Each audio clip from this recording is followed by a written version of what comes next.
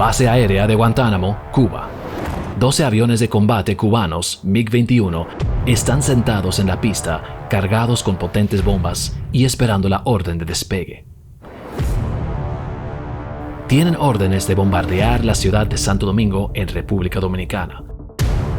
Lo único que esperan ahora es la orden de despegue de su líder, Fidel Castro.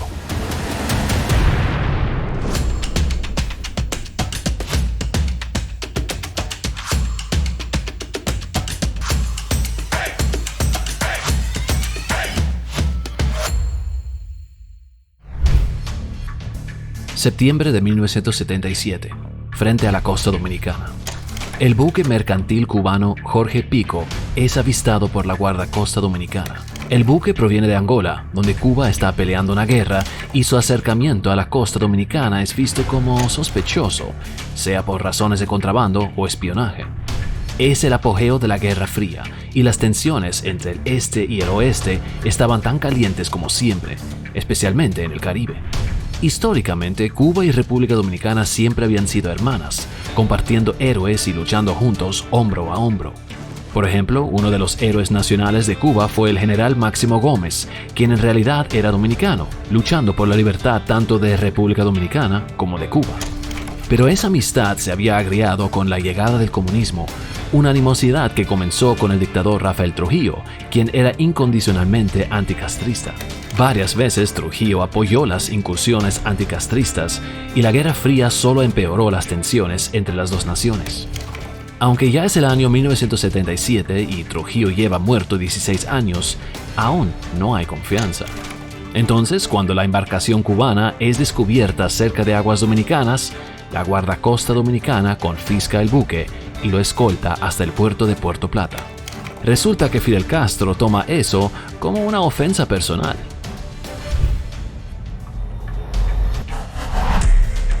8 de septiembre, base aérea de San Antonio.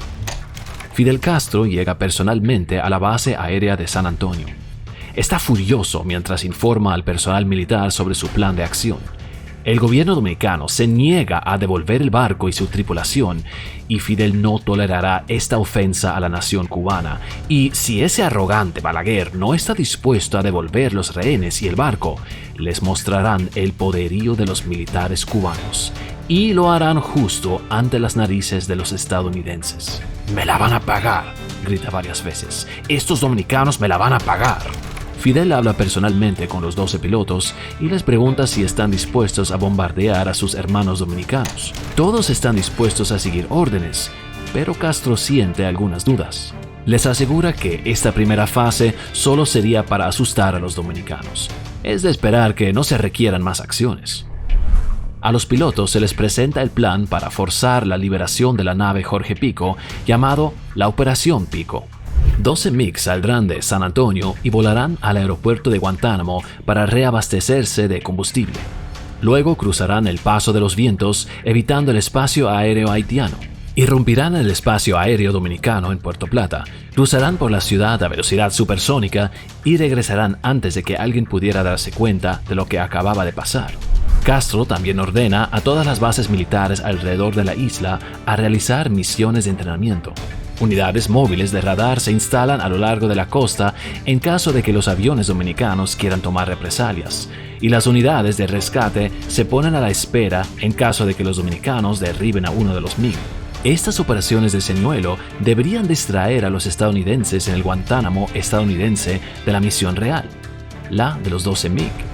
Además, Fidel ordena la eliminación de todos los escritos rusos sobre los tanques de combustibles externos. Los aviones y todo su equipo eran de fabricación soviética, pero como está haciendo esta operación a espaldas de los rusos, quiere asegurarse de que si alguien tiene la culpa, será él y no sus aliados. Después de todo, la crisis de los misiles cubanos 10 años antes todavía era un recuerdo cercano.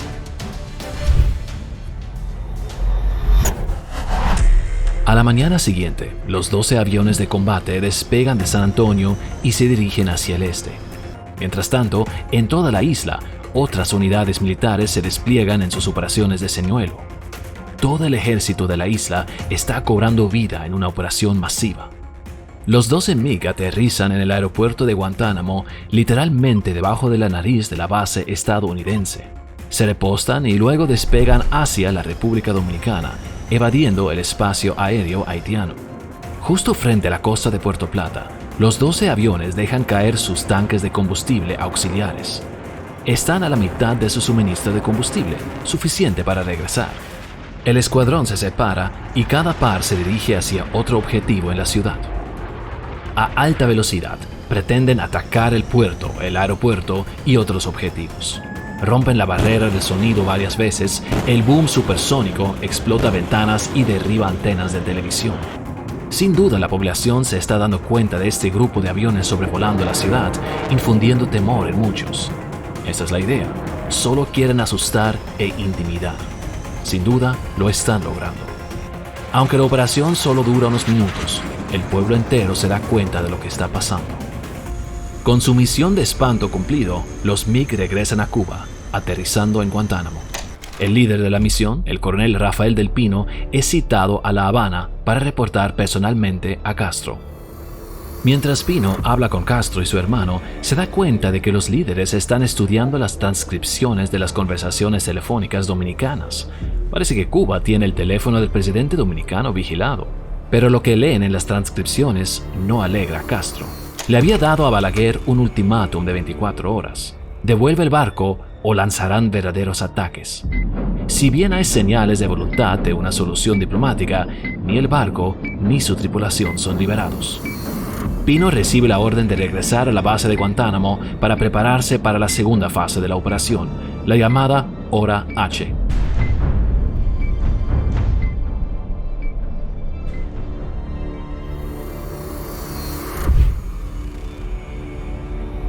Muy temprano en la mañana del 10 de septiembre de 1977, el personal de tierra comienza a cargar los MiG con bombas FAB-500. Estas bombas de fabricación soviética eran bombas tontas. Básicamente eran latas delgadas repletas de explosivos. Su poder residía en su radio de explosión, pulverizando todo sobre lo que caía. Y caían donde caían. No era posible tener precisión. Se informa a la tripulación sobre los objetivos: el cuartel del ejército, la Marina de Santo Domingo y el cuartel general de la policía. Dado que cada bomba podría pulverizar una cuadra entera, el daño colateral sería alto, con muchas muertes civiles. Las tripulaciones no están contentas con la posibilidad de matar a tantos civiles, y tampoco lo están sus superiores. Durante la sesión informativa, los objetivos se cambian sin decirle a Castro. Se elige la base de la Fuerza Aérea de San Isidro como el objetivo principal. Sería menos probable que causaría la muerte de civiles y probablemente convertirían en chatarra la flota P-51 Mustang que estaba ahí. Son las 8:30 de la mañana. Los aviones están cargados, la tripulación lista. Solo queda 1 hora y media para que se acabe el ultimátum. Los pilotos están tensos, rezan por un milagro. No quieren matar a sus hermanos dominicanos, pero si llegan las órdenes, que así sea. Entonces llega un mensaje codificado: barco devuelto, regresar el circo a casa. El escuadrón se retira, las bombas se devuelven a sus búnkeres. Ningún cubano mataría hoy a dominicanos.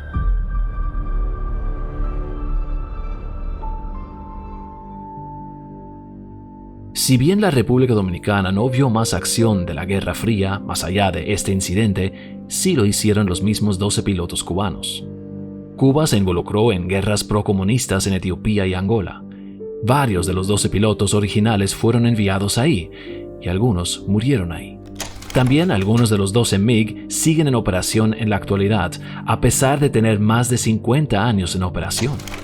Es curioso notar que Muammar el-Gaddafi, líder de Libia, celebró estos involucramientos cubanos en África como una supuesta defensa de los derechos humanos y le otorgó a Fidel Castro el Premio Internacional Gaddafi de los Derechos Humanos. Un premio que además incluía un regalo de $250,000, lo que equivaldría hoy a más de 23 millones de pesos.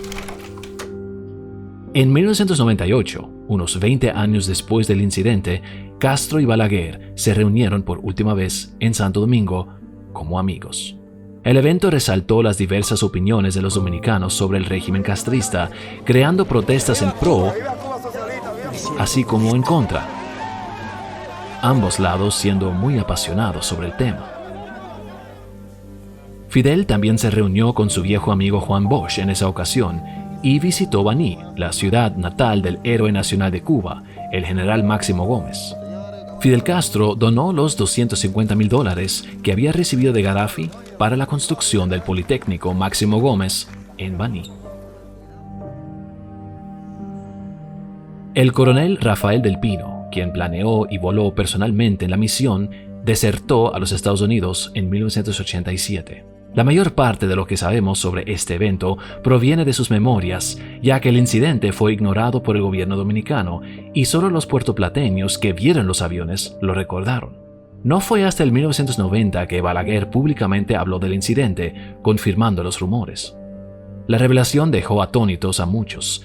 Nadie en el 77 se había dado cuenta de lo cerca que los dos países llegaron a estar de la guerra, ya que Castro estaba más que dispuesto a pelearse con cualquiera para demostrar su soberanía en el Caribe. Lo dispuesto que Castro estaba de lanzar una guerra con cualquiera quedó demostrado en un incidente muy similar 3 años más tarde, en 1980, pero con un resultado mucho más desastroso. Esta vez unas naves cubanas se encontraron cerca de la costa de las Bahamas y fueron incautadas por unas naves guardacostas bahamenses. Nuevamente, Fidel Castro mandó unos MiG-21, pero esta vez dio órdenes de atacar de inmediato. Los MiG se encontraron con la nave bahamense HMBS Flamingo y le dispararon, hundiendo el barco. 4 marineros bahamenses murieron en ese incidente. Pero varios de los pescadores cubanos habían sido arrestados y llevados a la pequeña isla Ragged, al pueblo Duncantown. Castro ordenó rescatar a los pescadores. Varios MiG sobrevolaron el pueblo mientras que un helicóptero aterrizó y soldados de las Fuerzas Especiales cubanas sacaron a los tripulantes cubanos de la prisión a fuerzas. Nadie más murió en este ataque, pero el incidente es recordado anualmente por los sobrevivientes y sus familiares. Fidel luego se disculpó por ese otro malentendido y pagó $10 millones en indemnización. El incidente del Flamingo nos deja un ejemplo de los extremos violentos que Castro estaba dispuesto a llegar si se hubiese dado una guerra entre Cuba y República Dominicana. Operación Pico fue la última gran acción militar entre Cuba y República Dominicana. Desde entonces, los dominicanos y cubanos han vuelto a ser hermanos. Gracias por ver este episodio, espero que lo hayan disfrutado. Parece que hay varias versiones de la historia flotando por ahí en el internet, por ejemplo de que los aviones llegaron hasta Santo Domingo, pero las fuentes que nosotros usamos aquí son el libro del coronel del Pino, sus experiencias, así como los periódicos dominicanos que reportaron sobre el incidente.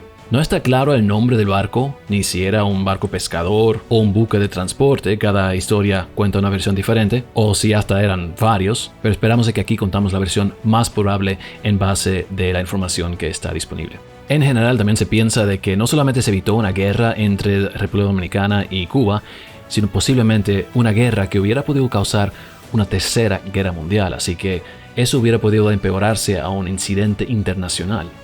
Gracias por el apoyo de nuestros Patreons, como siempre. Si también nos quieren apoyar para nosotros poder tener el tiempo y seguir haciendo episodios como estos, pueden suscribirse a Patreon y no olviden de dejar su like y seguirnos en nuestras redes sociales. Bueno, hasta la próxima y abur mi gente.